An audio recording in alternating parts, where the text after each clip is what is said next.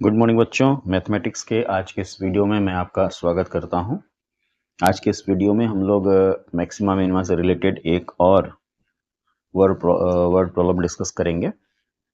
Question हमारा है कि so that volume of the largest cone that can be inscribed in A sphere of radius r is 8/27 times of the volume of the sphere.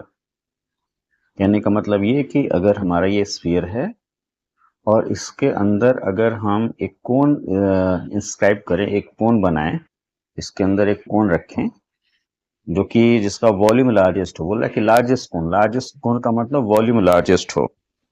तो अगर हम ऐसा कोन बनाएं जिसका वॉल्यूम लार्जेस्ट हो तो उस केस में जो कोन का जो वॉल्यूम होगा वो 8/27 times volume of the sphere के इक्वल होगा। माने अगर कोन का वॉल्यूम V1 है, स्फीयर का वॉल्यूम V2 है, तो V1 जो होगा वो 8/27 टाइम्स V2 के इक्वल होगा, जहां V2 जो है स्फीयर का वॉल्यूम है। तो आइए इसको देखते हैं हम लोग। यहाँ पे चूंकि हमें स्फीयर दिया हुआ है, मान लिया इसका रेडियस R है, ये हमने ये स्फीयर लिया हुआ है, इसके अंदर एक कोन है हमारा और ये सेंटर मान लीजिए स्फीयर का है, तो ये रेडियस आपको कैपिटल R दिया हुआ है और मान लीजिए कि ये एंगल अल्फा है। तो हम इस पर्टिकुलर ये जो लेंथ है इसको हम लोग लिख सकते हैं, क्योंकि ये हाइपोटेन्यूज पता है, बेस आपको निकालना है। तो इस हाइट को हम लोग लिख सकते हैं r cos अल्फा। और इस r cos अल्फा में अगर हम ये भी रेडियस होगा, रेडियस स्फीयर का होगा, अगर इसको ऐड कर दें तो ये पूरी हाइट पता चल जाएगी। यानी r plus r cos alpha ये जो होगा वो h के इक्वल होगा, माने जो कोन की हाइट है उसके इक्वल होगा। हम इसको इसलिए निकाल रहे हैं क्योंकि हमें कोन का वॉल्यूम को मैक्सिमाइज करना है। उसके लिए फॉर्मूला होता है 1/3 पाई r स्क्वायर h। यानी हमें कोन का रेडियस चाहिए होगा और कोन की हाइट चाहिए होगी। या तो हम हाइट को रेडियस के टर्म्स में कन्वर्ट करें, या तो रेडियस को हाइट के टर्म्स में कन्वर्ट करें, और या तो ये भी कर सकते हैं कि रेडियस और हाइट दोनों को किसी थर्ड वेरिएबल में कन्वर्ट कर लें, मतलब सिंगल वेरिएबल में कन्वर्ट होना चाहिए टोटल वॉल्यूम। तो h को हमने लिखा r cos alpha plus r, यानी r कॉमन हो गया यहाँ पे, cos अल्फा प्लस 1 ये कोन की हाइट हो गई। अब अगर हम इसकी रेडियस की बात करें तो ये कैपिटल R है और रेडियस हमारे स्मॉल r है। तो अगर मैं यहाँ पे साइन अल्फा ले लूं तो साइन अल्फा हमारा हो जाएगा परपेंडिकुलर माने स्मॉल r अपॉन हाइपोटेन्यूज माने कैपिटल R, यानी स्मॉल r हो जाएगा r साइन अल्फा। तो स्मॉल r की वैल्यू भी अल्फा के टर्म्स में पता हो गई, h की वैल्यू भी अल्फा के टर्म्स में पता हो गई। तो वॉल्यूम अब आपके पास ये हो जाएगा 1/3 पाई r स्क्वायर, मतलब r square sine square alpha, और h की वैल्यू हो गई r cos अल्फा प्लस 1।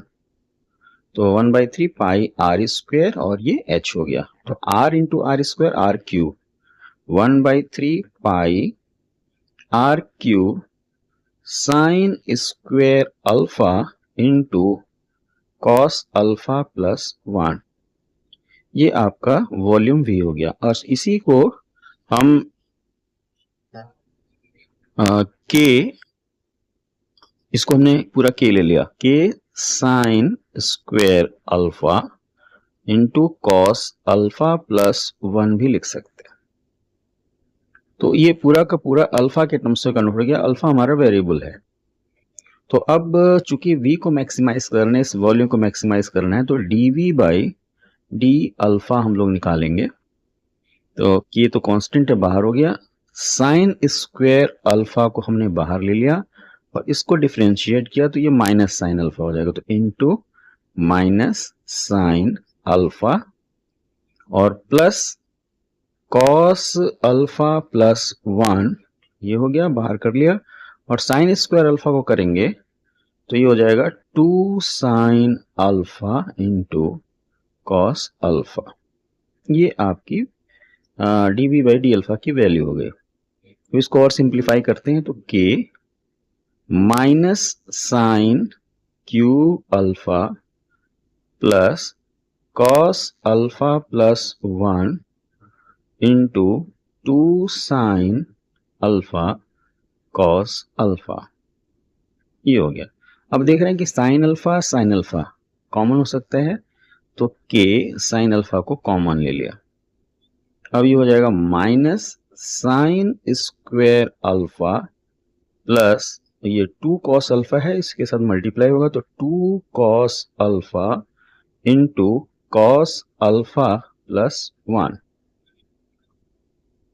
यानी इसको लिख सकते हैं के sine alpha minus sign square alpha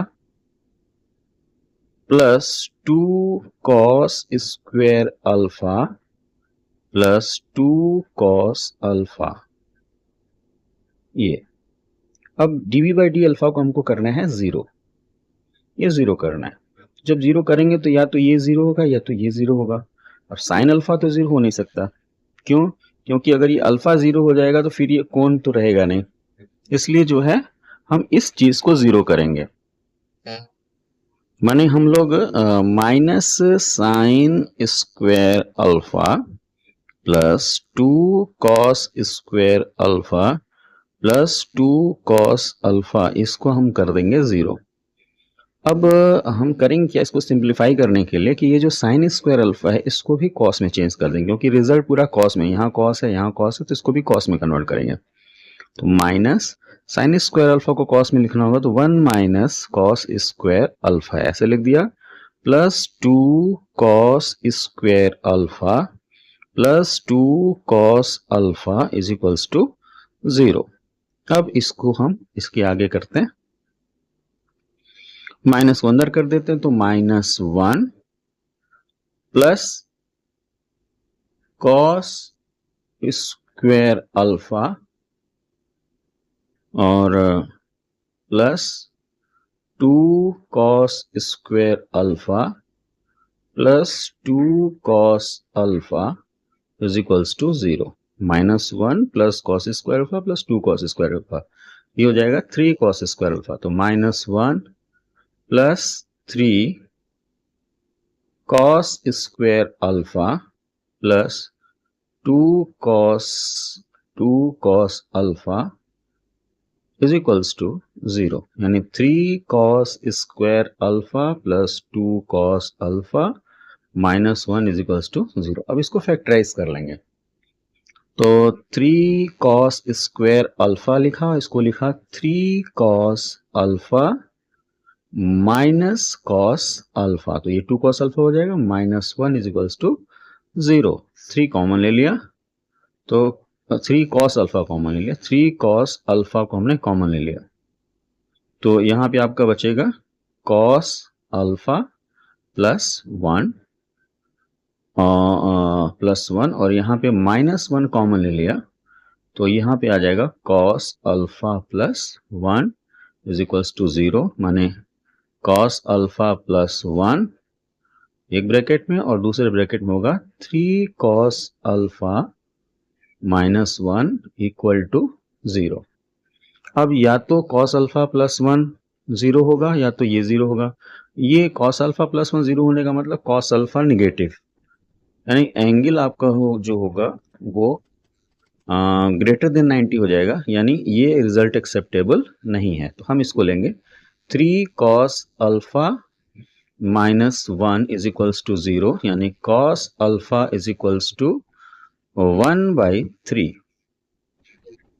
अब हम देखेंगे कि क्या cos alpha is equals to 1/3 पे ये मैक्सिमम वैल्यू अटेन कर रहा है, वॉल्यूम मैक्सिमम वैल्यू अटेन कर रहा है। तो एक बार ये जो वॉल्यूम वाला एक्सप्रेशन है इसको एक बार और डिफरेंशिएट करने की जरूरत पड़ेगी, तो आइए करते हैं इसको। तो dv बाई डी अल्फा को एक बार फिर से लिखते हैं हम लोग, dv by D alpha is equals to, यहाँ से ये वाला लिखते हैं k साइन अल्फा, और ये जो चीज है इसी को हमने सिंप्लीफाई किया हुआ है, तो फाइनली हमको ये रिजल्ट मिला हुआ है। तो हम लिखेंगे इनटू ये ब्रैकेट में -1 plus 3 cos square alpha plus 2 cos alpha, ये आपका डी बाई डी अल्फा है। तो अब D two by D alpha, D two V by D alpha square निकाल लें हम लोग, यानी एक बार इसको और डिफ्रेंशिएट कर दे तो के तो बाहर है, बाहर हो जाएगा, साइन अल्फा हमने बाहर ले लिया, और इसको डिफ्रेंशिएट करेंगे तो 1 का डिफरेंस इसका 0 हो जाएगा, और 3 कॉस स्क्वायर अल्फा को करेंगे तो 3 बाहर हो गया, कॉस स्क्वायर अल्फा को करेंगे तो माइनस साइन 2 अल्फा हो जाएगा। कॉस स्क्वायर अल्फा का डिफरेंशिएशन माइनस साइन 2 अल्फा होता है, और फिर ये हो जाएगा 2 कॉस अल्फा तो हो जाएगा माइनस 2 साइन अल्फा, ये इसका डिफरेंशिएशन हो गया। फिर प्लस अब हम इसको बाहर ले लेते हैं, -1 plus 3 cos square alpha plus 2 cos alpha को बाहर ले लिया, और साइन अल्फा को डिफरेंशिएट किया तो हो गया कॉस अल्फा। ये आपको रिजल्ट मिला इसको सेकेंड डेरिवेटिव का। अब अगर हम कॉस अल्फा को 1/3 अगर रखते हैं तो आप देखेंगे कि जैसे कॉस अल्फा 1/3 रखेंगे तो ये तो टर्म 0 हो जाएगा, क्योंकि इसी को सॉल्व करके तो आपने cos alpha is equals to 1/3 निकाला है, तो ये टर्म 0 हो जाएगा, मतलब ये पूरा 0 हो जाएगा। अच्छा, ये जो रिजल्ट है, अब ये यहाँ पे अब देखिए माइनस बाहर हो जाएगा, -3 साइन 2 अल्फा है, -2 साइन अल्फा है, तो माइनस बाहर हो जाएगा, यानी माइनस के साइन अल्फा और into 3 sine 2 alpha plus 2 sine alpha मिलेगा, और ये तो टर्म 0 हो जाएगा cos alpha is equals to 1/3 पे। अब अगर हम ये चीज देखें तो अल्फा कॉस अल्फा की वैल्यू 1/3 है, तो निश्चित तौर पे अल्फा जो होगा वो 0 to π/2 होगा, तो 0 to π/2 में साइन अल्फा पॉजिटिव होता है, यानी ये वैल्यू पॉजिटिव होगी, और ये जो 2 अल्फा होगा, ये 2 अल्फा की जो वैल्यू होगी वो अल्फा पर डिपेंड करेगी।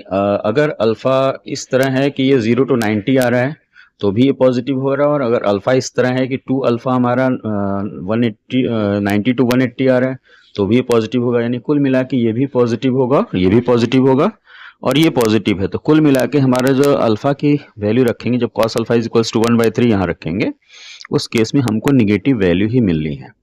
एक बार फिर से इसको समझ लीजिए। एक्चुअली कॉस अल्फा 1/3, इसका मतलब अल्फा हमारा 0 to π/2 होगा, तो साइन अल्फा भी 0/2, ये यहाँ पे अल्फा 0 to π/2 रखेंगे तो ये तो पॉजिटिव हो जाएगा। अब आइए साइन 2 अल्फा की बात कर लेते हैं, तो साइन 2 अल्फा होगा 2 साइन अल्फा कॉस अल्फा, तो साइन अल्फा तो पॉजिटिव होना ही है, कॉस अल्फा भी ऑलरेडी पॉजिटिव है आपका, तो कुल मिला के ये पॉजिटिव होगा, ये भी पॉजिटिव होगा, और ये भी पॉजिटिव होगा, तो ये टोटल पॉजिटिव है, और बाहर माइनस साइन, इसका मतलब सेकेंड डेरिवेटिव नेगेटिव है, और इसका मतलब ये हुआ कि हमारा v जो है ये मैक्सिमम होगा तब जबकि कॉस अल्फा हमारा 1/3 है। अब आगे हमें ये प्रूफ करना है कि इस कंडीशन में जब v मैक्सिमम होगा तो कोन का जो वॉल्यूम होगा वो 8/27 टाइम्स वॉल्यूम ऑफ स्फीयर होना चाहिए। तो कोन का वॉल्यूम निकालते हैं, तो कोन का वॉल्यूम हो जाएगा v is equals to 1/3 pi R square H, तो ये ऑलरेडी लिखा हुआ है यहाँ पे 1/3 पाई, ये आपका हो गया R square sine square alpha into R और कॉस अल्फा प्लस 1। अब कॉस अल्फा की वैल्यू हमारी मैक्सिमम केस में कितनी है 1/3, तो 1/3 प्लस 1 तो ये 4/3 हो जाएगा, यानी 1/3 पाई आर स्क्वायर, अच्छा साइन स्क्वायर अल्फा को लिख सकते हैं 1 minus cos square alpha into R, और कॉस अल्फा को लिख दिया 1/3 प्लस 1, तो ये हो गया 1/3 पाई आर स्क्वायर 1 माइनस 1/9 हो जाएगा ये, क्योंकि कॉस अल्फा 1/3 है, तो 1/9 इंटू आर, और ये आपका हो जाएगा 4/3, यानी कुल मिला के यहाँ पे पहले देख लेते हैं, तो 9 माइनस 1 8/9 यहाँ से आएगा, और 8/9 यहाँ हो गया, और ये 4 हो गया, तो 8/9 इंटू 4, 8 इंटू 4 हो गया, 8 ऊपर आएगा यहाँ पे, 9 - 1 8 इंटू 4 हो गया, और नीचे हो गया 3 इंटू 9 इंटू 3, यानी 9 इंटू 9, और क्या मिला, पाई मिला, और आर क्यूब मिला, आर क्यूब। तो अब जो है इसको, इस रिजल्ट को थोड़ा 9 को हम 3 इंटू 3 कर देते हैं। आगे देख लेते हैं यहाँ पे, 8 इंटू 4 अपॉन, इस 9 को लिखा 3 into 3 into 9 into pi R cube. अब थोड़ा ध्यान से देखिए, ये 4 ये ले लिया, 4/3 पाई आर क्यूब, ये वॉल्यूम ऑफ स्फीयर है। तो 4/3 पाई आर क्यूब ये वॉल्यूम ऑफ स्फीयर है। तो आपको मिला 8 ऊपर, यहाँ 9 3 जा 27, 8/27, और बाकी जो रेस्ट बचा ये हो गया वॉल्यूम ऑफ स्फीयर। तो आपने प्रूफ कर दिया कि जो कोन का वॉल्यूम होगा वो 8/27 टाइम्स वॉल्यूम ऑफ स्फीयर होगा। तो आशा है आपको ये वीडियो सम में जो क्वेश्चन है वो समझ में आया होगा। आगे इसी तरह के वीडियो हम लोग देखेंगे, जिसमें कि वर्ड प्रॉब्लम जो है मैक्सिमा मिनिमा पे डिस्कस किया जाएगा। तो वीडियो देखते रहिए, धन्यवाद।